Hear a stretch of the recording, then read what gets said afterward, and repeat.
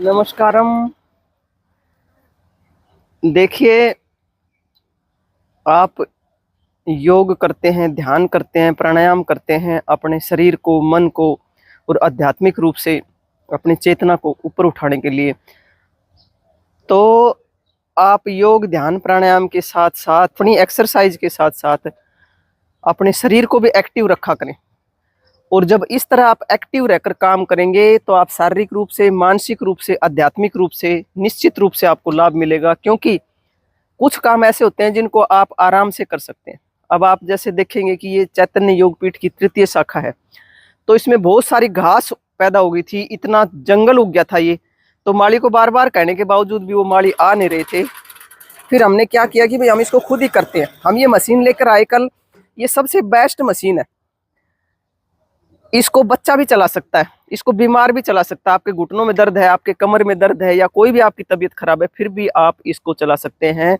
इसलिए मेरा कहने का तात्पर्य है, यदि आपके घर में कोई छोटा सा पार्क है तो आप किसी भी माली के पीछे फिरने की बजाय, पैसे खराब करने की बजाय, ये छोटी सी मशीन ले लें।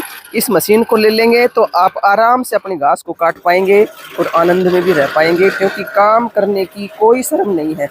जितने आप जीवन में सरल होते जाएंगे उतना ही आपका जीवन आनंद से भरता जाएगा।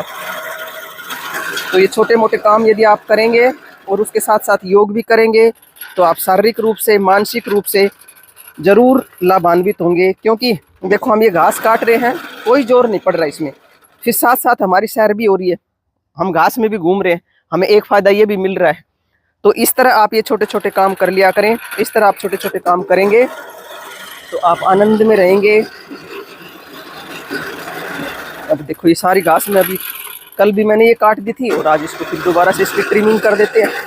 कोई जोर नहीं पड़ रहा, बिल्कुल भी जोर नहीं पड़ता इसमें। बहुत आराम से आप इसको चला सकते हैं, बच्चों की तरह खेलते खेलते। तो चैतन्य योगपीठ की तृतीय शाखा ये इधर आपको दिखाई दे रहे हैं। नीम और हल्दी रखे हुए हैं। यहाँ पे योग साधक योग करते हैं और योग करने के बाद में फिर वो हल्दी और नीम खा के जाते हैं। और जब शुरू में वो आते हैं तो उनको प्रतिबद्धता के साथ गोमूत्र पिलाया जाता है और अल्टरनेटिव डेज पर नाक में घी डाला जाता है। इसलिए आप भी यहाँ पे आ सकते हैं। योग से, ध्यान से, प्राणायाम से लाभान्वित हो सकते हैं और अपने आप को स्वस्थ रख सकते हैं।